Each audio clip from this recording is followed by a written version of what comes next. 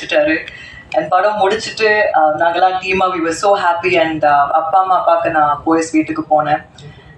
as soon as I went inside, அம்மா அப்பா 2 பேரும் அவ்வளோ பெரிய ஹக் எனக்கு கொடுத்து என்னை பார்த்து சிரிச்சாங்க. அப்போ நான் அப்பா கிட்ட கேட்டேன், அப்பா இதான் சக்ஸஸ் அப்பா அப்படின்னு. அப்பா சிரிச்சாரு. அந்த சிரிப்பு லைஃப்ல நான் மறக்க மாட்டேன். ஏன்னா ஆல்மோஸ்ட் 16, 17, 18 இயர்ஸா நான் ஒர்க் பண்ணிட்டு இருக்கேன். பட் இப்போதான் இந்த டீம், என்னோட இந்த ஃபேமிலியால தான் எனக்கு சக்ஸஸ்னா என்னன்னு தெரியும். இது என்னோட ஃபர்ஸ்ட் சக்ஸஸ் மீட். ஸோ என்னோட ஃபேமிலிக்கு ஷான் சார் எப்போவுமே எனக்கு ஸ்பெஷலாக மட்டும்தான் பண்ணியிருக்காரு. என்றைக்குமே அதில் வந்து ஒரு எக்ஸ்ட்ரா கேர் ஒன்று எல்லாத்துலேயுமே பண்ணுவார். அபிக்கு இது செமையாக பண்ணும், அபிக்கு இது சூப்பராக பண்ணும். இன்னொன்று வந்து ஒருத்தங்களை வந்து புகழ்றது வந்து எல்லாருக்கும் அவ்வளோ இதாக வந்துடாது. இப்போ ஒருத்தங்க வந்து நம்ம பேசுவோம், பட் அவங்க பயங்கரமாக புகழ்ந்து அவங்களே கூச்சப்படுற அளவுக்கு வைக்கிறது வந்து ஷான் சார். எல்லா இடத்துலையுமே நம்மளை வந்து அந்த ஒரு எந்த ஒரு ஈகவும் இல்லாமல் அப்போ ஐயோ இப்படி அப்படி இப்படின்னு சொல்லிட்டு பயங்கரமாக இது பண்ணுவார். தேங்க்யூ ஸோ மச் அந்த சப்போர்ட்டுக்கு என்றைக்குமே.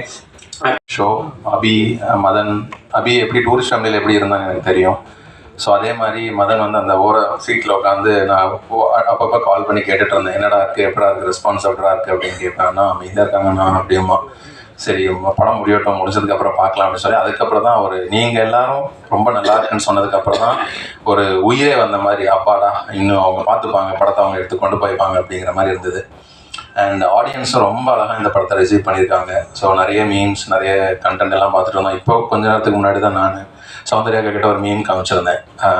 இந்த சசிகுமார் அங்கே சமுத்திரக்கனி சார் கைத்தட்டுற ஒரு டெம்ப்ளேட் போட்டுட்டு அனிஷா ஹஸ்பண்ட் ஃப்ரம் துபாய் அப்படின்னு ஒரு இது போட்டிருந்தாங்க. எப்படி தான் இப்படியெல்லாம் யோசிக்கிறாங்கன்னு தெரியாத மாதிரி இருந்துச்சு. ஸோ அவ்வளோ அழகாக கனெக்ட் ஆகிருக்குது மக்கள் மத்தியில். And thank you so much for பசங்க ட்ரை பண்ணி ஒரு முயற்சி பண்ணி, சரி எல்லாமே டைட்டாக தான் இருக்கும், நிறையா இது பண்ணி எனக்கு வியாபார சூழல்லாம் இருக்குது, அதெல்லாம் தாண்டி ஜெயிச்சா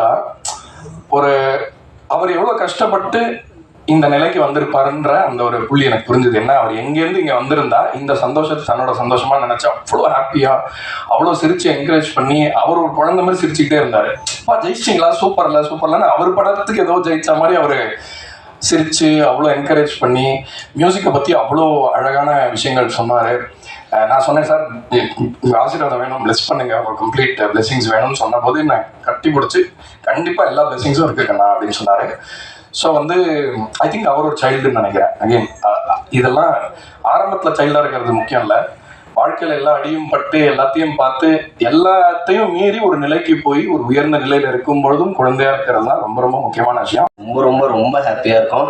ஸோ ஃபஸ்ட்டு தேங்க்ஸ் உங்கள் எல்லாத்துக்கும் தான். நீங்கள் தான் அந்த ஷோ முடிச்சுட்டு வெளியே வந்து என்கிட்ட அபிட்ட டீம்கிட்டலாம் பேசினது எனக்கு அவ்வளோ சந்தோஷமாக இருந்துச்சு. எல்லாருமே சொன்னீங்க இந்த படம் கண்டிப்பாக ஒரு வெற்றி படம்னு.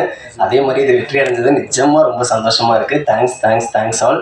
ஆடியன்ஸோட ரெஸ்பான்ஸ் பார்த்து, அவர் கை தட்டுறது பார்த்து, அவர் பேர் கத்துறது பார்த்து என்ன ஃபீல் பண்ணுறது தெரியல, ரொம்ப ஓவர்வெல்மிங்காக இருக்குது ஒரு மொமெண்ட்டும். So I just want say thanks to the audience two.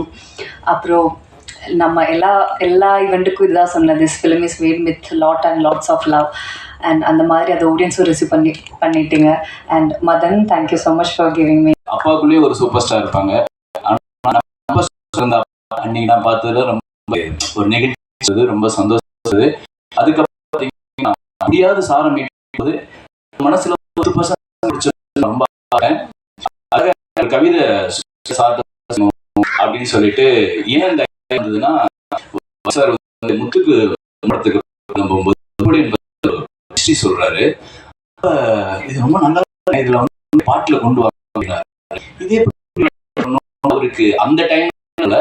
ஆனா சார் சொன்ன வந்து ரஜினி சார் அவர் வந்து இதை நீங்க எப்படியாவது கொண்டு அப்படின்னு சொன்னதுக்கு அப்புறம் எழுதின வரிகள் தான் மண்ணின் மீது மனிதன் ஆசை, மனிதன் மீது மண்ணுக்கு ஆசை, கடைசியில் மண் தான் உணர அப்படின்னு எழுதுனேன்னு வைரம் சார் சொன்னாரு.